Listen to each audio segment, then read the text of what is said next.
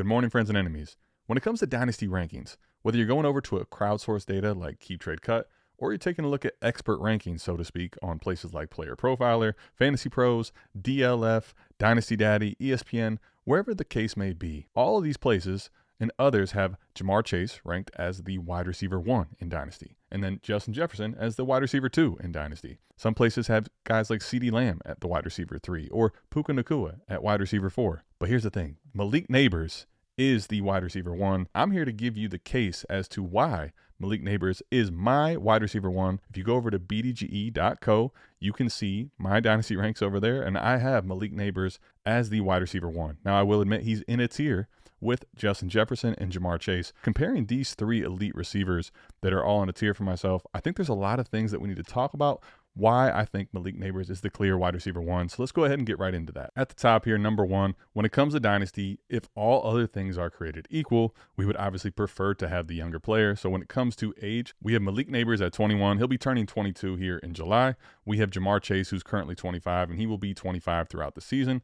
And then Justin Jefferson, who's 25, but going to be 26 when the season comes around. But let's go ahead and get into number 2 here. Let's talk about production. And I'm sure right now everybody's saying, well, Malik Nabers, this is where he doesn't check the category of production. But let's go ahead and compare their rookie seasons as far as production goes. And I'm not sure if people actually realize this, but when we take a look at points per game in their rookie seasons, it is actually Malik Nabers, 18.2 fantasy points per game, that is going to clear the field here. He is the number 1 receiver as far as rookie points per game of these three. We have Ja'Marr Chase at 17.9 on 13 touchdowns, was the wide receiver 5.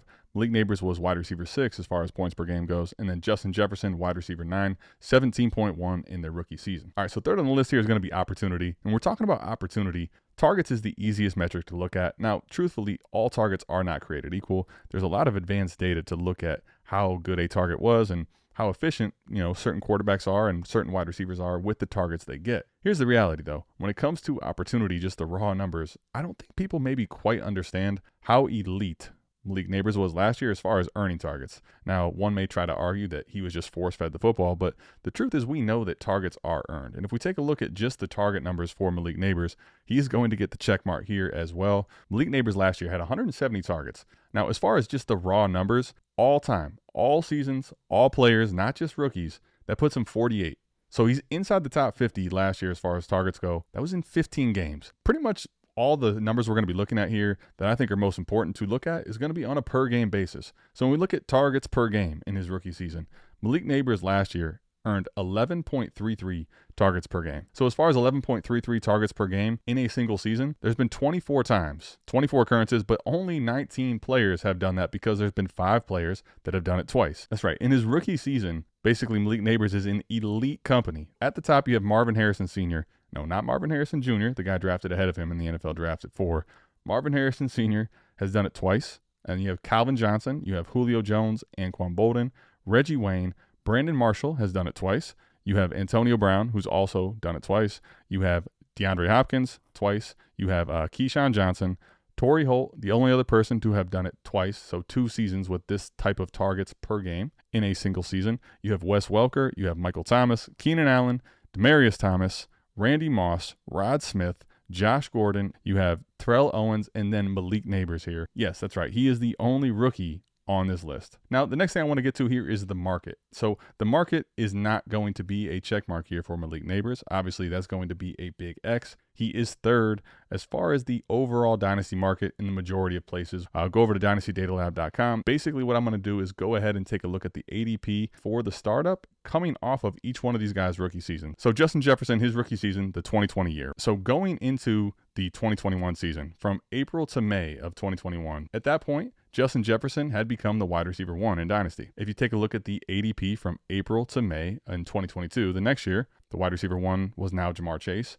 And he was coming off a great rookie season. He had the crazy blow-up game in the fantasy championship there. But at the 106, Ja'Marr Chase, wide receiver 1. At the 109, Justin Jefferson, the wide receiver 2. For Malik Nabers, obviously the 2024 rookie class, he's coming off of a wide receiver 6 finish, the best fantasy points per game of the bunch, and again, had a crazy blow-up game to help people win their fantasy championship in Week 17. The wide receiver 1 still is Ja'Marr Chase. The wide receiver 2 still is Justin Jefferson. Malik Nabers is currently the wide receiver 3. Now, all of these guys are currently in the first round of Dynasty startups, but Malik Nabers anywhere from the 110 to the 111. This doesn't really make sense to me when I'm thinking about kind of the way it's evolved and the way things have gone in the past versus where we're at now. So if you want to tell me that Ja'Marr Chase coming off of this extremely prolific season, the Triple Crown winner, cleaning the field as far as production, put him still at wide receiver 1 despite the difference in age, totally can kind of understand that, considering how great he was.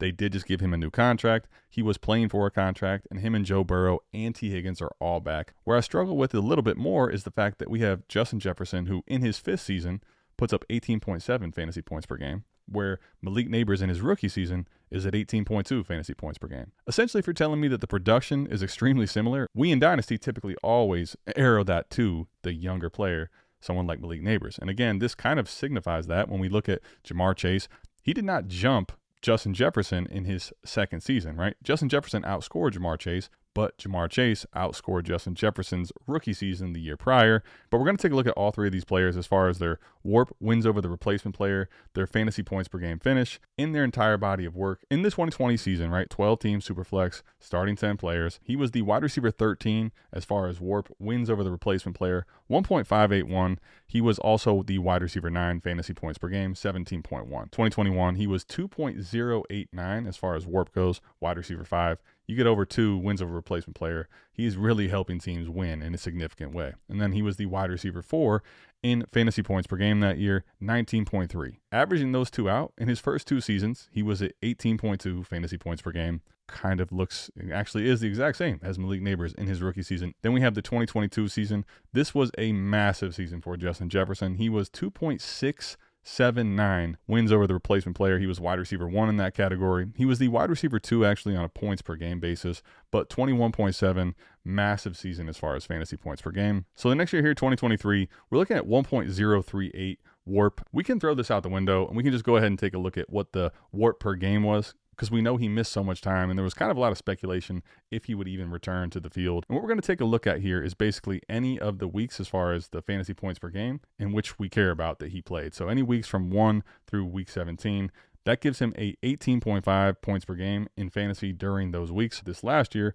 he was 2.425 wins over the replacement player. He was wide receiver 2 as far as that goes. And then he was also 18.7 fantasy points per game, which we just talked about, putting him at the wide receiver 3. All right, so Ja'Marr Chase, rookie season, 2.016 wide receiver 6 as far as WARP goes, and then 17.9 fantasy points per game. 2022 took a little bit of a step backwards as far as the WARP goes, 1.717, good for wide receiver 8 points per game basis, 20.2, good for wide receiver 4 overall on that season. So it took a step forward in his sophomore year. 1.530, which is good for wide receiver 14 as far as WARP goes, and then 16.4 points per game as far as the fantasy points scored, good for wide receiver 11. Wide receiver 1, 23.7 fantasy points per game, and then 2.937 as far as the wins over the replacement player. First 3 seasons in the NFL, 17.99 fantasy points per game. When you take a look at his total body of work, 19.55 fantasy points per game across those 4 seasons. He's at a 0.122 wins over the replacement player across his 4 seasons in the NFL. All right, so Malik Nabers here, right? In 2024, he was 1.909 wide receiver 7 as far as wins over the replacement player, and then 18.2 on a per game basis, which is good for wide receiver 6. I think 2023, talking about this for Ja'Marr Chase and Justin Jefferson, this is going to be worst case scenario that we've seen for them. And we have a larger body of work, which I think makes us feel a lot more comfortable with what the worst case scenario is for Ja'Marr Chase and Justin Jefferson. And Kirk Cousins got hurt in that 2023 season. And then when we take a look at Ja'Marr Chase in the 2023 season, we have Joe Burrow getting hurt and Jake Browning stepping in. And we had a handful of quarterbacks that played with Justin Jefferson. And we take a look at the situation. We have a 4th year Justin Jefferson, right? And we have a 3rd year Ja'Marr Chase. So these are not rookie receivers, but just comparing those seasons to Malik Nabers 2024 here. From weeks 1 through 17 in any of the games he played there, 18.5 fantasy points per game. That's good for wide receiver 5 on that season. And then as far as WARP, 0.115 wide receiver 9. Taking a look then at the 3rd year Ja'Marr Chase, 16.4 fantasy points per game, good for wide receiver 11 over that time, 0.102, that's wide receiver 17. Then taking a look again, Malik Nabers, 18.2 wide receiver 6. For his WARP was going to be 0.136, and that puts him at wide receiver 8. So in 2023, the Vikings had 4,700 passing yards. That led the NFL. That was first in the NFL as far as passing yards. So whether it was Kirk Cousins or Josh Dobbs, the combination of all those passing yards, 4,700. They had a total of 30 touchdowns on that year as far as passing TDs. That was 4th in the NFL. The Bengals threw for 4,257 yards that season. That's good for 12th. And then they also threw for 27 touchdowns. Again, good for 12th in the NFL. Now for Justin Jefferson, this is where it gets kind of interesting because obviously he did not play that many games in this season during weeks 1 through 17.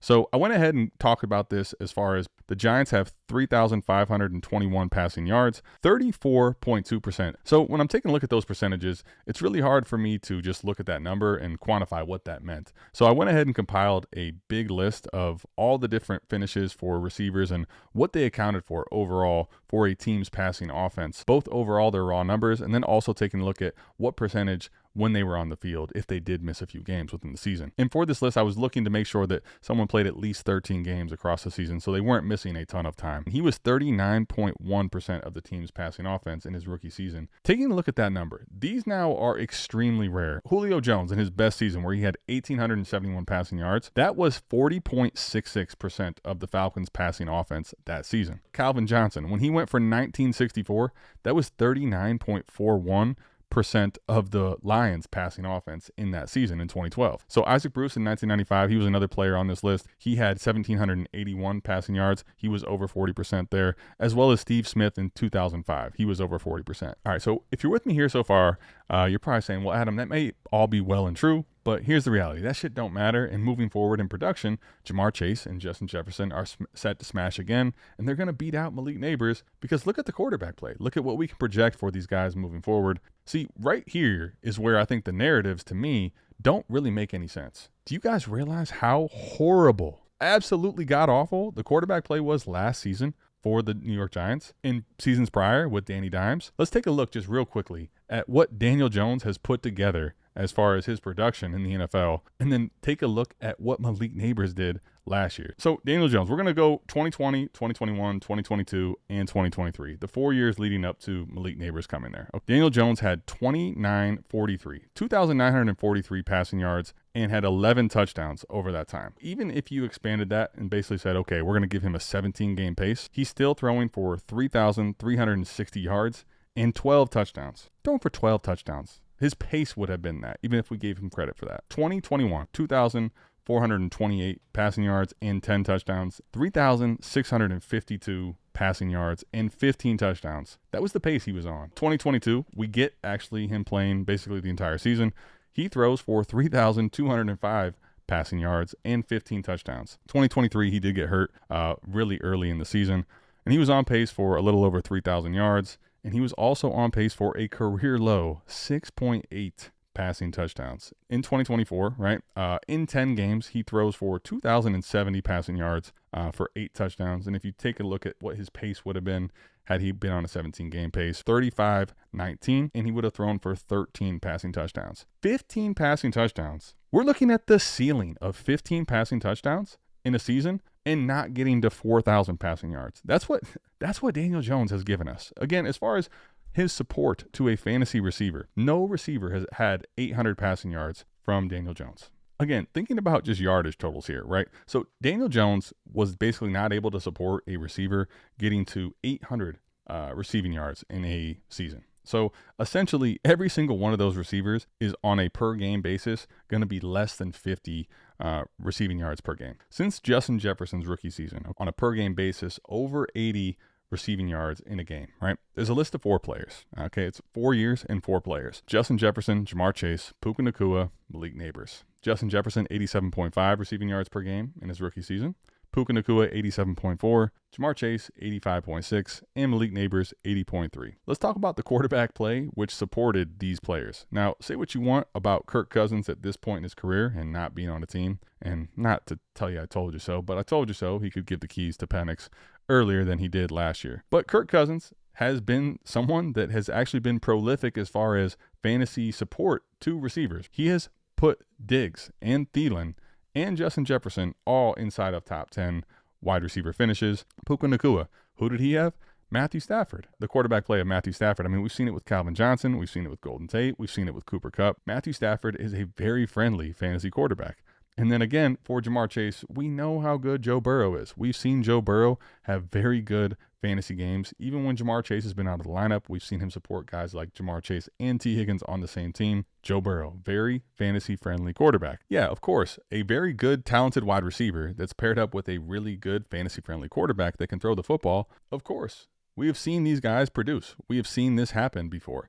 I'm not saying we've seen it to the level of Justin Jefferson, Puka Nacua, and Jamar Chase, but have we seen anybody produce with Daniel Jones and Drew Lock and Tommy DeVito and Tim Boyle? The answer is no. All right, so when I take a look at this, to me, Malik Nabers is the one that stands out. All right, but because it's a small sample size, let's remove rookies for a second. Let's go ahead. We're going to go from 2015 all the way through 2024. Over 18 fantasy points in that season, and I want to see what the situation looks like. So what makes Malik Nabers different? When we're taking a look at all the seasons from 2015 to 2024, the person has to finish north of 18 fantasy points per game for the year, and we have to play at least 12 games. Malik Nabers is the only person which is dead last in the NFL in one of the categories and also towards the very, very bottom in the other. There's only one player on all these lists that the team had less than 4,000 passing yards. They also happen to be inside of the top 10 as passing touchdowns, and we know how good that quarterback was in Aaron Rodgers. And as far as all these seasons, Malik Nabers played for the Giants this last year. They threw for 15 total touchdowns. Aside from him, 0. I repeat, 0 of these seasons,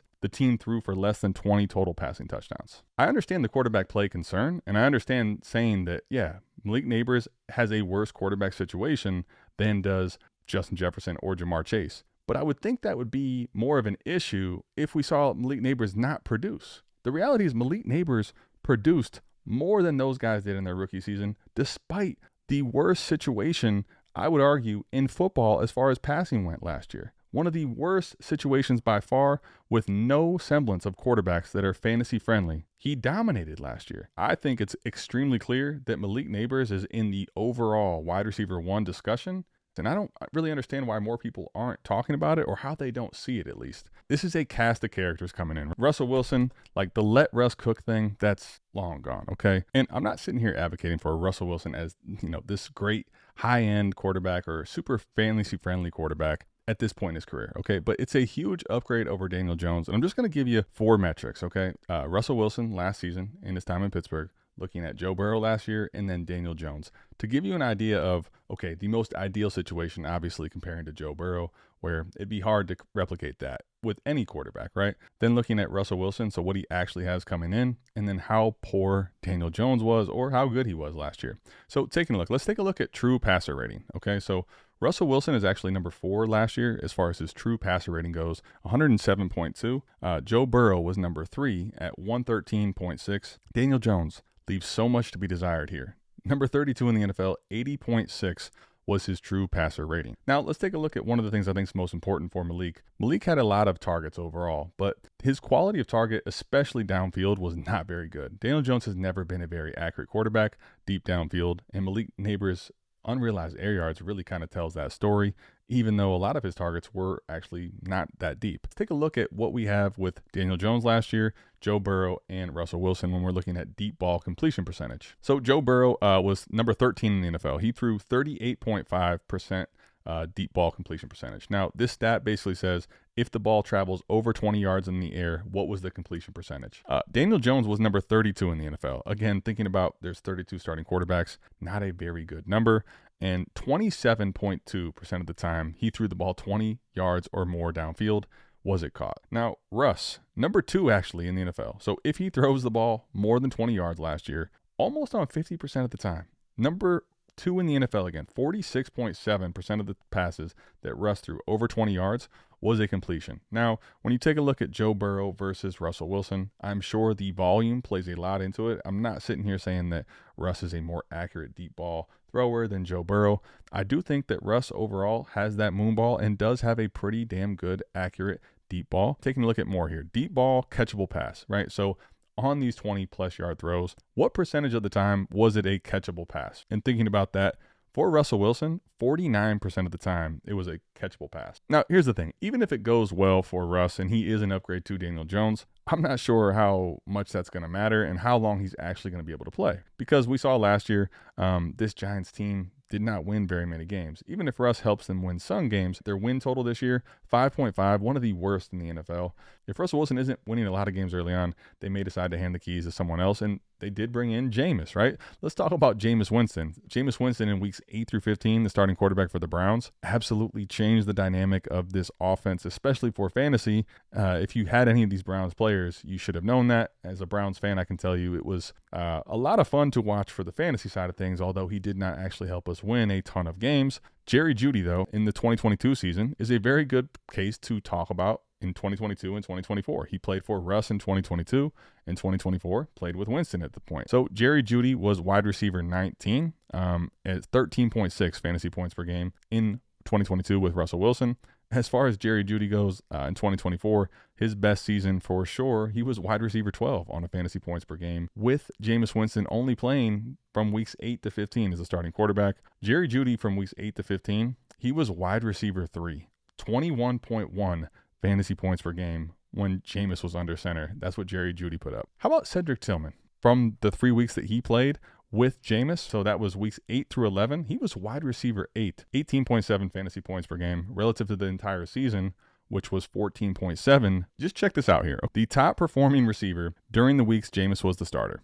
Week 8, Cedric Tillman went for 28.5 in full PPR. Good for wide receiver 3. Week 9, again, Cedric Tillman leads the pack, wide receiver 12. Week 10, they have their bye. Week 11, they come back. Week 11, Jerry Jeudy, wide receiver 5, 26.2 points that week in full PPR. All right, so weeks 11 through 15, Jerry Jeudy is the leading receiver. He's actually a boom with no bust the weeks that Cedric Tillman was out of the lineup and Jameis was the starter for him. Wide receiver 5, 26.2 points that week in full PPR. Wide receiver 18, 14.5 fantasy points. Wide receiver 1, he has 40.5 in that crazy game versus Denver. The following week, wide receiver 19, 17.4. And then wide receiver 11, 21.8. Overall, last year in 2024, to give you a little bit more context to how awful the Giants situation was, Daniel Jones has never been fantasy friendly for anybody, and the numbers really tell you that he wasn't very fantasy friendly for Malik Nabers either. There was only one team which was worse on a yards per attempt basis last year in 2024. Now, the Giants threw the ball 8th in the NFL as far as pass attempts go. They threw it 591 times. The only team that was worse on a per attempt basis was the Cleveland Browns. And then as far as overall touchdowns, the Giants were dead last. The Browns overall, you could say what you want about their passing volume and their passing offense. Jameis has proven to be very fantasy friendly in the way that he takes shots, and we clearly saw how great he was for the fantasy receivers. And when you start to think about that and think about the different situations, the shitty ones anyway, I would make the case and argue very strongly that the Giants last year were the worst situation that you could possibly be in as far as the quarterback play, the yards and the touchdowns overall, even with a guy like Malik in the lineup. Despite that, Malik was a difference maker last year. Not just a difference maker. Check this out. When it comes to the money weeks, right? When you're playing the game for the biggest stakes, weeks 15, 16, and 17, the fantasy playoffs, when the money's on the line, 24.7, Malik Nabers. 24.6, Justin Jefferson. 20 on the nose was Jamar Chase. In the fantasy football playoffs of his rookie season, he outperformed Jamar Chase in the year that he won the Triple Crown, and he did outperform Justin Jefferson, but let's just say for the sake of argument, he at least replicated the same production that Justin Jefferson had in the fantasy playoffs that year. But here's the craziest part about it. Not just that, okay? That the Giants at this point were in complete shambles. Now, you may be saying they were always in complete shambles, right? Yes, but not completely, not this bad. All right, you may not remember, but the Giants were not nearly as bad to start the year off as they were at this point. Did you forget already the torrid pace that Malik Nabers was on from weeks 1 through 4 before the concussion happened? If you did forget that, he was on pace to shatter literally every single rookie record. He was going to shatter all those records. And he got the concussion. He missed the next 2 weeks. And the lazy narrative and what people like to say is essentially, well, obviously he was getting ready to come back to reality. He wasn't going to be able to keep up those numbers. But during the time where he missed those 2 weeks with the concussion, the only other really good player the Giants had, Andrew Thomas, got hurt. And he had a Lisfranc injury and did not play for the rest of the year. In week 6, he has this Lisfranc injury and he is out for the year. And then when he comes back in week 7 with no Andrew Thomas, multiple reports talking about how quickly people were getting into and pressure on Daniel Jones. Now in week 7, when you're playing Philadelphia and you see how great that defense was, look what they did to Kansas City. Certainly that plays a part in it. But when Andrew Thomas, your one great offensive lineman, is out of the lineup, you're going to have problems. They lost this game 28-3. Malik Nabers had one single game where he was less than 5 receptions. And he had one game where he was under 50 receiving yards. They both came in the same game. In this game versus Philadelphia, 4 catches for 41 receiving yards. That's what he had versus Philly in this week 7 game. So Malik Neighbors, right, in weeks 1 through 4, I'm going to give you the numbers that he had in weeks 1 through 4, and then in the weeks 7 and beyond, okay? One of the things to keep in mind, though, with Andrew Thomas out of the lineup, Daniel Jones in week 7, he had 99 passing yards. They lose this game 28-3, and I know Philadelphia is great, but he threw for less than 100 yards, okay? Now, the Giants and some of the things to note kind of just really tell you how good Andrew Thomas is and how important he's been for this team. Basically, Andrew Thomas is the single most determining factor to if the Giants are winning games from 2020 and beyond. And the numbers really tell that same story last year too, right? In their first 5 games with a fully healthy Andrew Thomas, the Giants were 2-3. Moving forward, they won a single game. So let me give you the numbers here from Malik Neighbors weeks 1 through 4. When Andrew Thomas was actually giving some pretty damn good protection to the blind side of Daniel Jones, giving him a little bit more time to get the ball to Malik Neighbors. Air yards. He had a total of 540 air yards in 4 games. 4 games. His first 4 games in his rookie season, 540, led the NFL. Targets. Overall, he had 52 targets in 4 weeks. First in the NFL. Target percentage, 38.24% target percentage. First in the NFL. 3 TDs in 4 weeks. That was tied with Chase, Jefferson, Godwin, Amon-Ra St. Brown for second in the NFL. Average depth of target with a minimum of at least 7 targets per game across those first 4 weeks. He had a 10.39 ADOT, which was good for 10th in the NFL. 22.9 was his fantasy points per game across those first 4 weeks, which was first in the NFL. Week 7 through 10, and then obviously 12 through 17, they had the bye in week 11. Air yards, 1,024. He was still tied for second overall in air yards. His target percentage, right? So he was 34% at that point, which was third in the NFL. His target number overall was 110. That was still first in the NFL. His touchdowns. So think about this. The first 4 weeks, he had 3 total touchdowns. From week 7 through week 17, he also had 3 touchdowns. His ADOT went from 10.39 down to 9.3. And essentially, you don't have as much time. So you're obviously going to try to get the ball to him quicker when you don't have as much time to get the ball out of Daniel Jones' hands or Tim Boyle or Tommy DeVito or Drew Lock. Thinking about that. For the first 4 weeks of the season, you can say small sample size. You can say he was bound to come back to reality, even if you don't want to give that much credit to Andrew Thomas and everything I just told you there with the advanced numbers. Even if you're a naysayer and all that, there was a 4-week window where Daniel Jones was the quarterback and Malik Neighbors was leading the entire NFL in fantasy points per game. Even if you give no credit to the rest, that doesn't happen. Daniel Jones doesn't lead anybody to fantasy prominence. It's the other way around. Again, for 4 weeks, I don't care what 4 weeks, pick it out. Daniel Jones is not leading any receiver to the best fantasy production in the NFL, period. Malik Neighbors in his first 4 games was that. Let's just say maybe there's an outside chance in 2025 he can keep up with these guys. But eventually, Jackson Dart is going to be the quarterback, and he sucks. We all know that. Have you guys seen the strength of schedules that they come out with? Now, every year it changes year over year what we can project from teams and what actually ends up happening. There's so much variance in the NFL. The strength of schedule is basically determining who has the toughest schedule based on the wins and losses of last season. Look at this schedule. It's an absolute gauntlet, okay? They are week 1 at Washington. They just added Deebo Samuel, a team that was really good and dangerous as it continued to improve every single week it seemed. Then they're at Dallas, right? Then they play Kansas City and LA. They're both at home, but they play the Chiefs and the Chargers. Then they have to go to New Orleans. So one of the teams that's also pretty low on the totem pole as far as their wins and losses, they're in New Orleans. So we'll see what they can get of that. But then they play Philadelphia. Then they're at Denver in Mile High, a tough place to play. Then they got to play at Philadelphia again. Then they play Frisco. Then they got to go to Chicago. They play the Packers. Then they're at Detroit, at New England, and then they get their bye week. They got to play the Commanders for the second time. Then they play the Minnesota Vikings. Then they play at Vegas. Then they play Dallas. There's a case to be made. They're not favored in a single game this entire 2025 schedule. The only team that has a worse over-under win total, 4.5, is going to be the Cleveland Browns. The Giants, the worst, the hardest strength of schedule based on last year's results. I would say of these teams right now, the Giants on paper is one of the worst, if not the worst team of the bunch. They also have the toughest strength of schedule. Here's the thing. Not only, right, are they, in my estimation, more likely to finish in the bottom of the entire NFL standings, which is going to give them a very high pick. Let's think about their GM and their coach. Daboll and Schoen, they both, in their first season, they go to the playoffs 9-7-1. But since then, 6-11 and 3-14 last year. Their overall record across these 3 seasons, 18-32-1.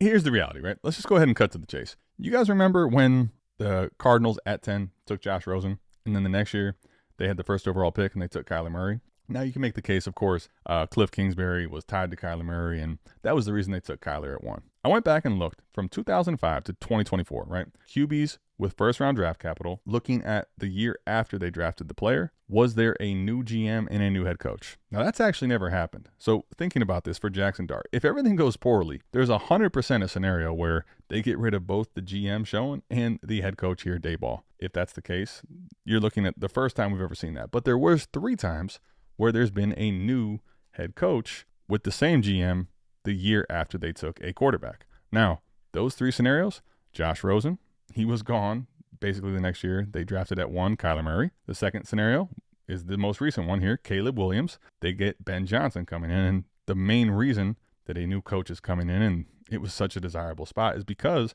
of the quarterback talent in Caleb Williams. The third scenario, Trevor Lawrence, Urban Meyer's out of town, and Doug Peterson comes in. When you look at both Caleb and Trevor Lawrence, right? They were the number 1 overall pick the year prior. When you compare what Caleb Williams would be at this class, he likely would be the first overall pick. Talking about Trevor Lawrence, again, first overall pick. Trevor Lawrence easily would have been the best prospect in that 2022 class. While there is a new head coach coming in, there's not a discussion of who the best player for those teams would have been. If things go poorly with this tough strength of schedule, there is a very good chance that the Giants are going to be picking inside of the top 5, and they're also going to have a new GM and a new head coach. This new GM and new head coach are not going to have any attachment to Jackson Dart, who this regime drafted late into the first round in kind of a weak quarterback class. Now you're going to have 2026, which projects to be a very good quarterback class.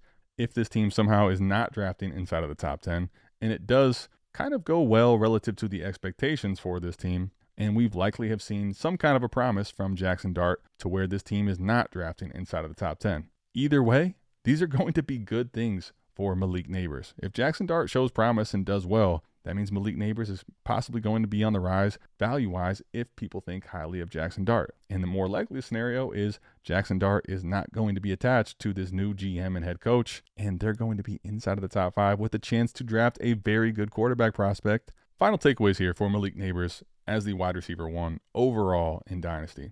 Despite being in arguably the worst situation in the entire NFL as far as offensive passing goes, he dominated. He was a dominant force as far as fantasy production goes. As a 21-year-old rookie, he carried an entire offensive team, essentially one of the best overall as far as percentage of the offense that we've ever seen in the NFL across all players at the receiver position, not just rookies. And he did this as a 21-year-old and put Daniel Jones on his back. In the first 4 weeks of the season, Daniel Jones was supporting the top receiver as far as production, fantasy points per game, before Andrew Thomas got hurt. And you could certainly argue that Jamar Chase and Justin Jefferson are in better situations than is Malik Nabers. But that's the point. Malik Nabers is in a worse situation. As a matter of fact, he's in a shitty situation. And what we normally do with players, young, talented players that we like in Dynasty, in a shitty situation, is we defend the lack of production because the situation is so shitty. With Malik Nabers, you don't have to do that. He produced at the highest. He has the highest fantasy points per game. The only person that's ever had more fantasy points per game at the receiver position in their rookie season is Randy Moss. He outperformed Justin Jefferson, Jamar Chase in a situation where the Giants had a quarterback in Daniel Jones and other hodgepodges that got 29th in the NFL in passing yards. They were dead last as far as touchdowns. But we've never seen someone as young and as talented as Malik Nabers thrive in a situation which almost everybody assuredly would fail. And in 2025, he has better quarterbacks to support better fantasy success than he did in 2024. And God forbid if he actually gets a talented person behind center in the 2026 season, it's wheels up. And there is no way at that point you'll be able to say anybody but Malik Nabers is the wide receiver 1 I'm not saying that this is crazy hot takey because he is a first round starter pick, but I have yet to see a single draft or a single trade which someone's saying that Malik Nabers is ahead of Jamar Chase and Justin Jefferson. I'm here to put it on wax. Let me know what you thought of this video and of Malik Nabers down in the comments. I want to hear all of it. I'll see you back here, same time, same place next week for the BDGE Dynasty channel. I'm out of here. Peace.